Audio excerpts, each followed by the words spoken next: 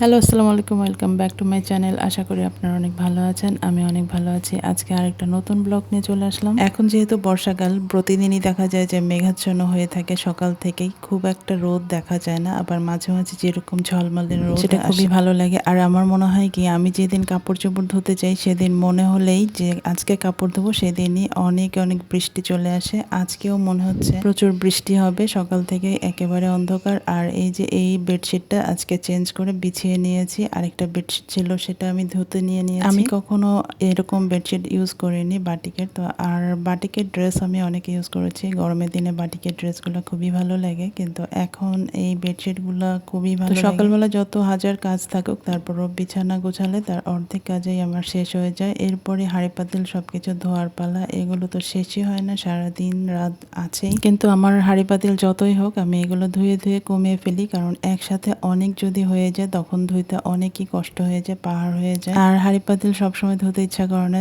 এখন যেহেতু গরমের দিন, রান্নাঘরে তো একেবারেই ভালো লাগে না আগুনের কাছে থাকতে, তারপরও বাধ্য হয়ে সবকিছু করতে হয়। এ তো আমাদের প্রতিদিনের যেরকম কাজ, যে সকালবেলা হাঁড়ি পাতিল ধোয়া, ঘর গোছানো, তারপরে বাচ্চাদের স্কুলে পাঠানো, তাদের টিফিন বানানো, এগুলি আসলে প্রতিদিনের কাজ। আর আমাদের সবার কাজই বলতে গেলে সংসারের কাজ একই রকমই হয়ে থাকে। আর এখন আমি রান্না বান্নার জন্য প্রিপারেশন নিচ্ছি। দুপুরে রান্না বান্না আজকে ঢেঁড়স ভাজি করবো, এই জন্য ঢেঁড়সগুলো খুব ভালো করে ধুয়ে, কারণ ঢেঁড়সগুলো যেহেতু বাজার থেকে আনা, এগুলো অনেক কিচকিচ থাকে, ময়লা থাকে। এগুলো ভালো করে না ধুয়ে ভাজি করলে অনেক ময়লা থেকে যায়, কিচকিচ করে দাঁতের নিচে, এই জন্য। আর মাংসগুলো খুব ভালো, প্রতিদিনই দেখা যায় বাচ্চাদের জন্য মাংস জাতীয় কিছু, যে কোনো মাংস, গরুর মাংস হোক অথবা খাসি মুরগি যেটাই হোক, এগুলো না হলে হয় না। তাদের কাছে মনে হয় কিছুই নাকি রান্না করিনি, এই জন্য আজকেও গরুর মাংস রান্না করে নিচ্ছি। আর গরুর মাংস ধোয়ার পরে আমার কিরকম যেন ময়লা ময়লা লাগছিল, এই জন্য চেক করছিলাম। আর ঢেঁড়স কেটে কেটে তারপরে বসিয়ে দিয়েছি। আর ঢেঁড়স ভাজিটা আমার এরকম সবুজ সবুজ থাকলেই ভালো লাগে। তো